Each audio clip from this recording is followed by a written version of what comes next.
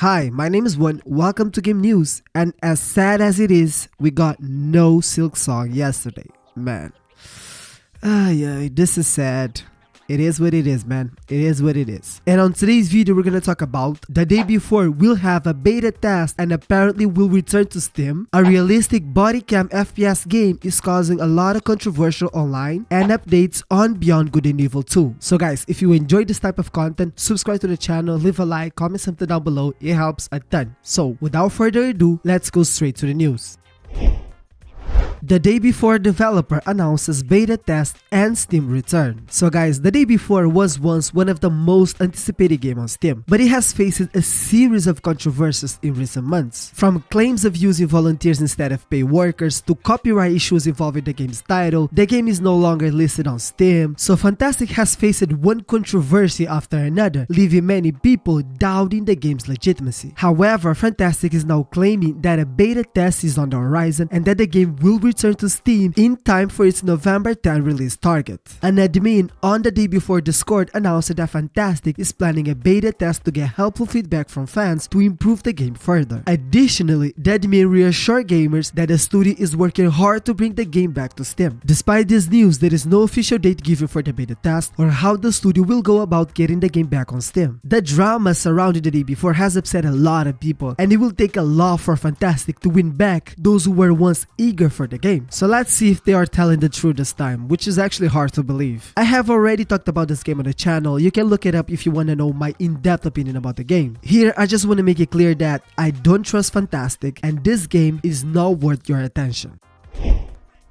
The controversial realistic Bodycam FPS game. So guys, Unrecorded is a newly announced Unreal Engine 5 game that is causing a lot of controversy online. The game's realistic visuals and police-centric storyline have divided the gaming community, with some impressed by the stunning graphics and others feeling, a little uncomfortable with the game's subject. The game's first gameplay trailer opens with an officer walking towards a derelict building, checking their weapons before heading inside to track down a suspect. And the lifelike gameplay footage shows the officer engaging in intense combat situations while wearing a body camera. And the visuals are so realistic that some viewers have questioned whether the footage is in-game or pre-rendered. So responses to the trailer have been mixed, with some people praising the developer for their achievement in creating such a realistic graphics. Others, however, are uncomfortable with the game's subject, calling Unrecorded an unironic propaganda lifelike simulator. Some players have stated that they prefer games as an escape from the real world, where they see daily posts of people being killed from a similar perspective. The controversy surrounding Unrecorded is likely to continue given the recent controversies surrounding policing in America. My opinion is that despite all that is going on, we should see Unrecorded for what it is: a video game, a piece of media made for you to have fun. Anyone who sees any video game as anything other than a piece of media made for you to have fun and to be entertained, and tries to bring that violence using this form of artistic expression into the real world, should see a psychologist, because something is clearly not right. It is a game, people, a fictional work made with the intention to amuse and entertain you, just like a movie or a documentary that has long addressed violence themes, including some that are based or real events. So the use of violence is just a form of artistic expression, not an invitation for you to go out in the streets doing what you did in the game. Talking about the graphics, for those of us who love and follow the game industry, it is an impressive evolution, of course, but in a normal way. We know the power of Unreal 5, so we know what level of graphics we're going to have from now on. So this is something that we have been waiting for. This is something that we knew that would happen. So the people criticizing the game for simply having very realistic graphics are showing that they have no knowledge about the industry, and therefore in this situation their opinion don't have much value. So if the junction of these two elements, the use of violence as a form of artistic expression and entertainment with the realism of the graphics and animation of the game, does not please you, it's because you are not the target audience for this game. This game was not made for you. Simple. So stop problematizing and criticizing something that is not for you and that you don't have enough knowledge to offer an opinion that makes sense. And of course, this is just my opinion. You don't have to agree with it.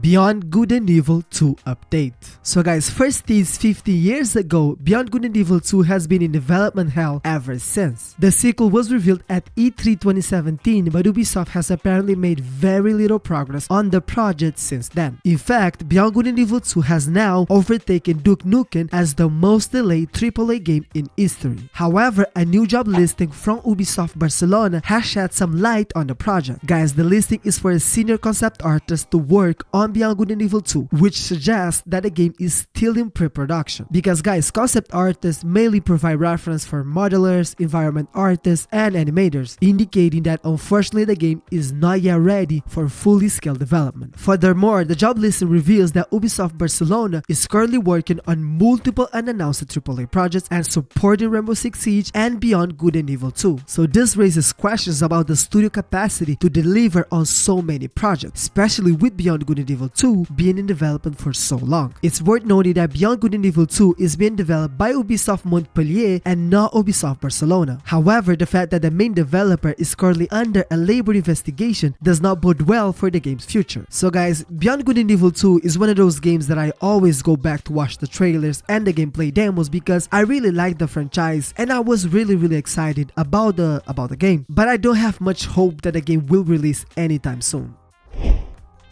PS5 sales outpacing PS4. Guys, the latest report from the market research firm Circana reveals that sales of the PS5 have now surpassed those of the PS4 at the same point in its lifespan. The news comes as Sony president Jim Ryan announced that console shortages are over, stating that gamers should have an easier time finding one moving forward. Circana reports notes that the PS5 was the best-selling hardware platform in units and dollars for March and 2023 as a whole so far. The PS5 success is a welcome win for Sony as it prepares to release highly anticipated exclusive titles like Marvel Spider-Man 2 and Death Stranding 2. However, recent reports suggest that Sony is already working on a new PlayStation hardware, which could mean a new version of the console entirely separated from the expected PS5 Pro hardware refresh.